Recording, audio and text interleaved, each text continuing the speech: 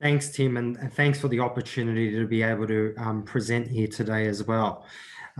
So with Magnis Energy Technologies, as we'll see in the upcoming slides, uh, if I could get you to move on to down to our vision. Yeah, thanks.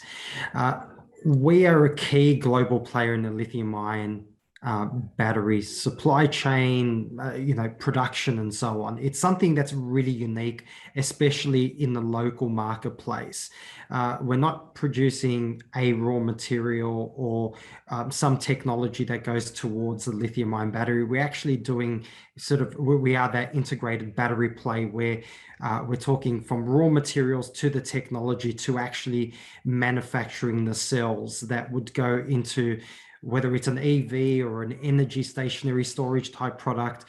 We're there from end to end. And it's something that I think is not only unique in the local marketplace, but actually unique globally when we start talking about lithium-ion batteries and cells. And, on the topic of today's conference, a hidden gem, I believe in the battery space, Magnis is a hidden gem, and it's probably one of those stories that isn't as well known in the marketplace, but we have been working at this for a long time in the background.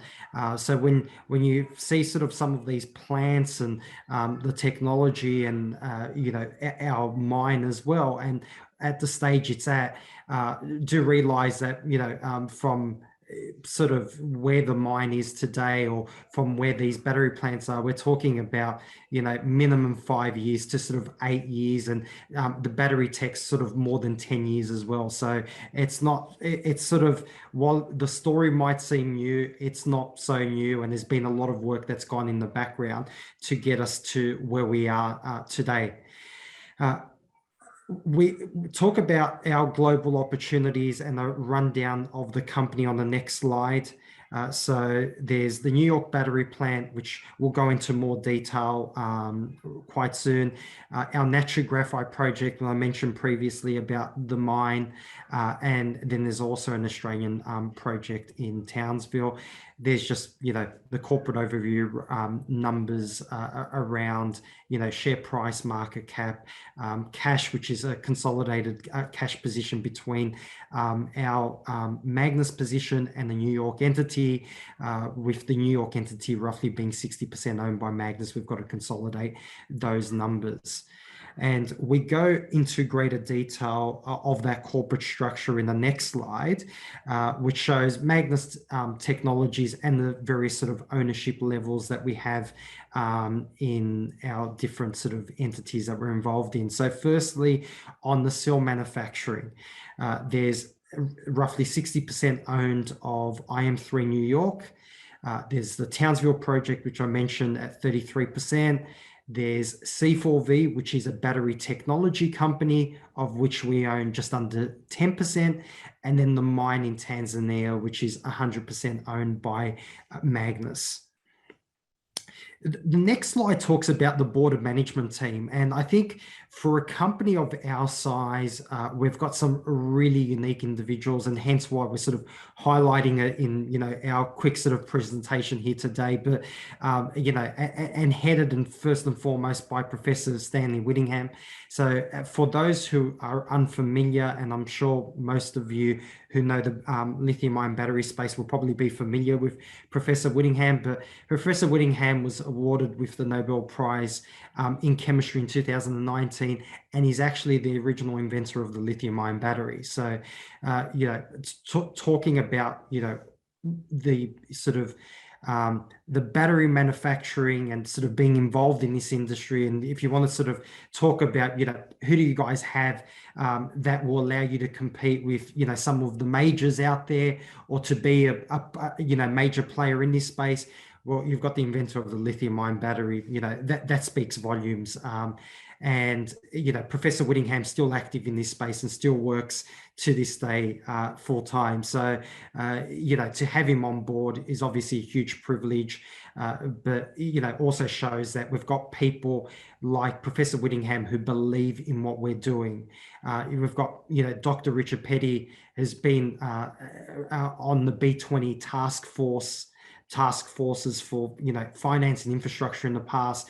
Mona Dejani, who in the renewable energy space is a key contributor and has worked on many government projects for the current US administration and previous administrations in the past. And Zarmeen, who is an ESG expert, Peter, who looks after everything on the Tanzanian side of things around the mine, and Mugunthan, who is quite well known in the funds management industry. So what I believe is a really impressive board for a company of our size. And I think that goes down to what we're doing and having people that actually believe in Magnis and the potential that exists out there as well. We'll talk about the New York battery plant next, and that's probably, I would say, the project that we're really focused on in the short term. And for those who follow the company, we're providing updates every few weeks, and we will continue to do so. There is a lot of work that's taking place over in Endicott in New York at the moment, of which, as mentioned, 60% of it is owned by Magnis. We are fully funded to 1.8 gigawatt hours worth of annual capacity or production. What does that mean? Well, as of today, it would be one of the top 3 plants in the US. There are a number of plants that are coming online in the near term that will be sort of larger, but then we're scaling up as well. As you can see, one of the points here is by 2030, we plan to be at 32 gigawatt hours, and internal targets are even more bullish from that point of view as well. It is really important to also talk about that the batteries we plan to produce, this has been independently verified. It was a report that was funded and commissioned by NYSERDA, which is the New York State Energy Research and Development Authority. They used a group called ABT Associates, which is a well-known consulting group, to look at the life cycle analysis of the production of our lithium-ion batteries and versus other majors in the lithium-ion battery space. And their report said that we would be producing some of the greenest batteries in the world, and comparing it to some of the other producers in the marketplace right now, we're talking about in some aspects over 80% less toxicity levels than our production. So we're talking about US production with a non-China supply chain with some of the greenest batteries in the world, for the US market, but also for other markets as well. But mainly for the US. So as you can see, it's a really exciting project here. And that entity has the exclusive rights for all manufacturing, cell manufacturing patents from C4V. So, and C4V's got some great technology. C4V has been mentored by Professor Whittingham sort of since inception. So we're really excited about what we will be able to produce. And as the slide brings out, 4.4 million cells annually at that 1.8 gigawatt hour production rate, which, as we mentioned, we plan to increase as we go forward. The next slide talks about the current plan update. So as of the end of August, 29% complete. We will have an update in the near future that will give that number at the end of September. But there is some great progress being made, especially since that air permit was officially granted by New York State. And that has allowed us now to start construction of the dry room. So what you have is you construct the dry room and then the equipment goes in there. And so that permit was imperative for us going forward. And for those following the company or who will start following the company, you will start seeing that the completion and that percentage really increasing now in a big way. We talk about Townsville in the next slide. Townsville had a feasibility study that was completed last year. We are looking at ways of fast tracking production, whether it's cells that are coming from the US plant to potentially be having a battery assembly plant locally. We are looking at all options. So, the aim is to grow as quick as we can, exponentially as quick as possible. We are doing that in New York, and we're also looking at options locally as well. And you just have to pick up a newspaper any point in time, and you'll see it's all about sort of renewable energy and sort of green energy going forward. And we want to play a role locally as well. We'll briefly talk about our battery technology in the next slide. So that was one of the aspects, and we will be producing our BMLMP technology. With some out there, you will probably be familiar with NCA and NMC. NCA is traditionally what's being used in a Tesla car battery. They are using now LFP as well for their Tesla Model 3s. And as you can see, if you look at the comparison between the technologies, you could see things around, speed of charging, but main safety, energy density, cost.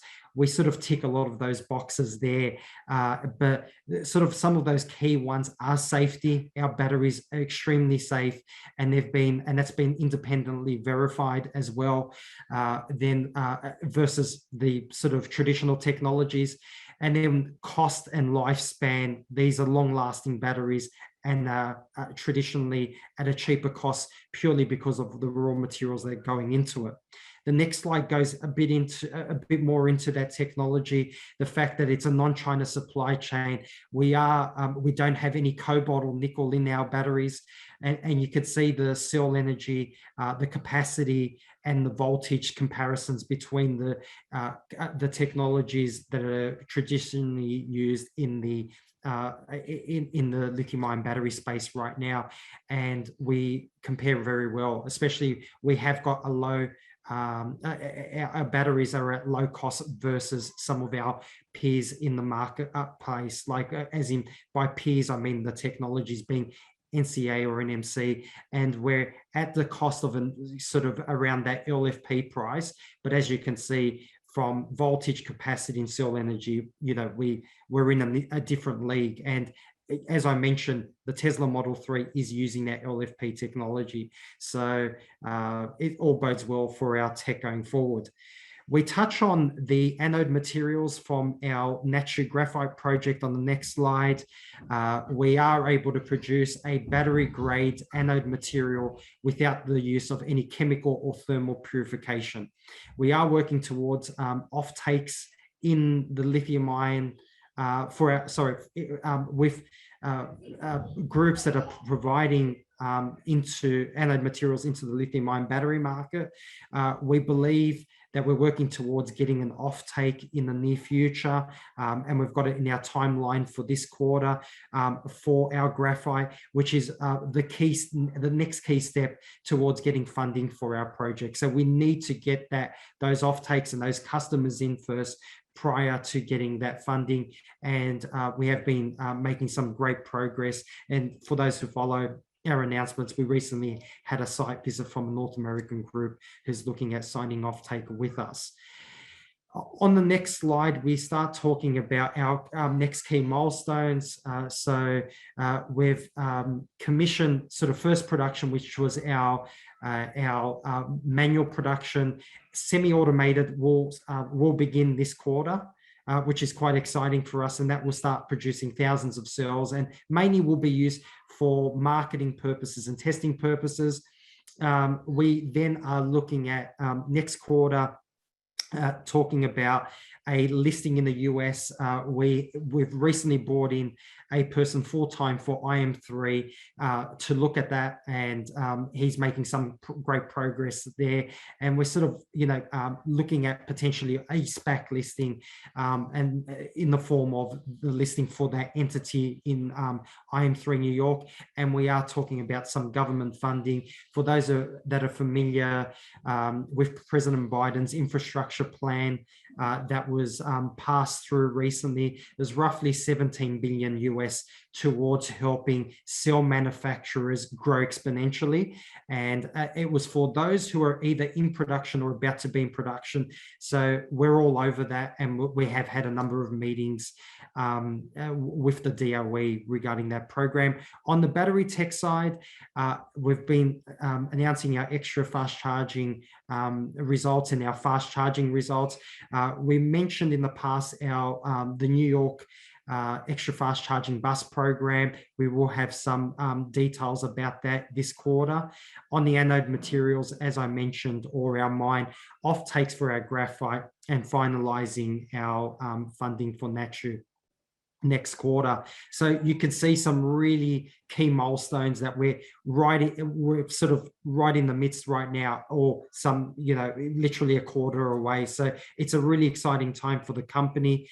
And then talking about the sort of investment rationale in the next slide, we've got sort of, we believe the project and the company ticks the boxes from, the green aspects to being sort of a near-term revenue play as well, and all those ESG sort of aspects that people are looking at in these days. So thank you so much for your time and for hearing the presentation, and thanks, Tim, for the opportunity. Thanks, Frank. Appreciate that there is, I've just lost my light. Appreciate that there's a lot to get through in that 10 minutes. Now, there's lots of questions here about your listing. And just for clarity, it's IM through New York that would list offshore in the States, but not Magnis per se. That's correct. There's sort of two different aspects, Tim. We've spoken recently about we're upgrading the listing in Magnis from the pink sheets to the OTC market, which gives people greater access to be able to trade Magnis shares from the US. But when we're talking about the listing and a SPAC or whatever it may be that assists us in getting this listing over the line in the US, it's for IM3 New York. And we know that you're kind of end to end in terms of owning a graphite mine and taking it all the way through to cell manufacturing. Believe it or not, there's some questions here about recycling. Could that be part of the equation in terms of what you would look at? So with all our projects, and especially the one in the US, there is recycling there as well. So it's one of those key aspects that's part of any projects that we look at. From a Magnis point of view, though, I don't think that we would be getting involved from that aspect, but our projects will have recycling technologies involved with it. There's a number of groups our guys in the US are working with right now, and on the recycling side as well, and various technologies in that aspect. And we understand you have kind of confidential contracts in place, but there's questions in here as in, who are your battery customers, and what do they look like, I suppose? Who could potentially use this product, and what would that look like? Look, one example, one that we've announced in the past, is a group called Martech. So Martech produces unmanned boats and automobiles, mainly for government purposes. And our battery packs are in their products right now. So they will produce from our sort of pilot plant, which is out of a university close to where our battery plant will be based out of, but using our technology. So that's one sort of customer, so government supplier that supplies these unmanned boats and vehicles for mainly to the US and British governments. And funding obviously becomes critical, and government funding is obviously opening up in this space. You've got a well-credentialed board. How much do they help you in regards to those conversations? Yeah, look, they're huge in that. And especially when we're talking about funding, especially around our project in the US to help us get to double digit gigawatt hour capacity, having Professor Whittingham and especially also Mona on the board is imperative. And as I mentioned before, Mona's worked with a lot of on a lot of projects with the US government, especially around the Department of Transport and the DOE, and Professor Whittingham as well on with DOE projects as well. So, I think the project sort of speaks for itself. It's, a non-China supply chain in the US. It's growing. It's got this whole sort of made in the USA for the USA type, banner and focus on the project. But yeah, like we are very confident with sort of the guidelines around that funding that is available out there. We believe we'll be able to tap into that, and we have, in previously announced funding from New York State government as well towards the project. And Townsville, the Townsville facility is part of, have you spoken to state government there in regards to funding as well? So the state government, the Queensland state government provided us the funding for the feasibility study. There's discussions with all forms of government at the moment, but what has sort of been, from my aspect, really encouraging is a lot of the groups who you read about in the papers daily, who are providing batteries locally for our local market, have all been reaching out to us because currently they're buying cells, whether it's from the Chinese and mainly from the Chinese, have reached out saying, look, we would love to support, an Australian company and an Australian manufacturing plant as well. So that's been highly encouraging, where I believe that some of these groups will be off takers of us, not only from New York initially, but form the basis for our manufacturing plant in Townsville as well. And you've got around $1 billion worth of kind of contractual commitments. How active is this space now? I mean, you've been in this industry for a while now. Do you have a lot of potential customers coming to you? Yeah, so right now there's roughly about 30 customers that are going through like a qualification stage with us. And it's one thing it's a great question, and one point that I think I've got to sort of highlight. In order to get these types of agreements and these contracts and contracts that we've announced, groups go through a qualification process, and usually it's sort of like a minimum sort of like a 2-year process. And these days groups are trying to fast track that. So it's important to know, and this goes for groups like who might be locally listed companies here or overseas who are looking at producing anode materials or cathode materials, to then get cell manufacturers to actually buy their materials. They've got to go through a qualification process, as we have done with our cathode or our anode supplies and so on over the years. So we have got an active list.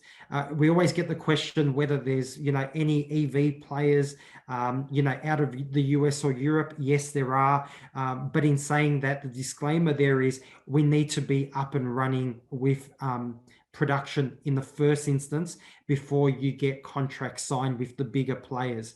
And Herbert Diess, the CEO of Volkswagen, has made that clear in the past. He sort of put out a call saying, if anyone's producing at gigawatt hour scale and isn't talking to us, reach out to us. And that's the key. You've got to be in production, one, to also meet the amount of cells that they're after, but also they want to make sure that you're up and running. We're talking about our fully automated production being roughly 6 months away, so it's we're very close to that period, but we are in qualification programs with EV players as we speak right now. And obviously there's been some press around your contracts and who they are. And I suppose what investors don't understand is kind of the process in the background. I mean, a lot of these are confidential. There's NDAs signed. Can you talk about who qualifies those contracts in the background? So thanks for bringing that up, Tim. So when it comes to our contracts as well, as I mentioned, the end users go through a qualification process. So it's not like someone comes to you tomorrow and says, look, we want to buy some batteries. We like the fact that it's a non-China supply chain, and we'd just like to buy your batteries, and here we'll just sign an agreement. One that's been sort of publicized recently is a group called Sook Energy. That's sort of their name came out in the media. We've gone through literally 4 years of qualification with this group to get to a point that, they were ready to sign a contract with us.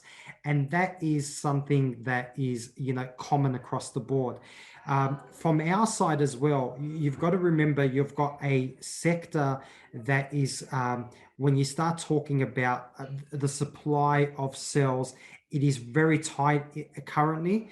And as an example, we're looking at a project overseas in Asia where they were looking at putting one of our containers with a bunch of cells at the back of stabilizing the grid. And because of the volumes of cells, we would potentially look at going out there and sourcing those cells from one of the current majors.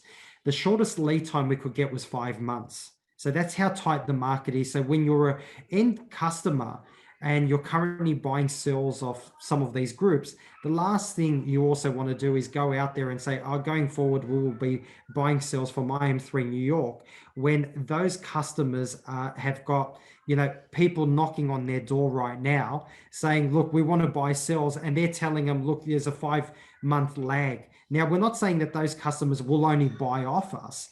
We will be one of their suppliers, but it's so tight at the moment. And it's also, as you mentioned, it's not a sector where people, name names and quantities and prices that they're buying cells and so on. There's very limited data on those things. So it's, just to give, the audience, a bit of an understanding. You don't traditionally announce volumes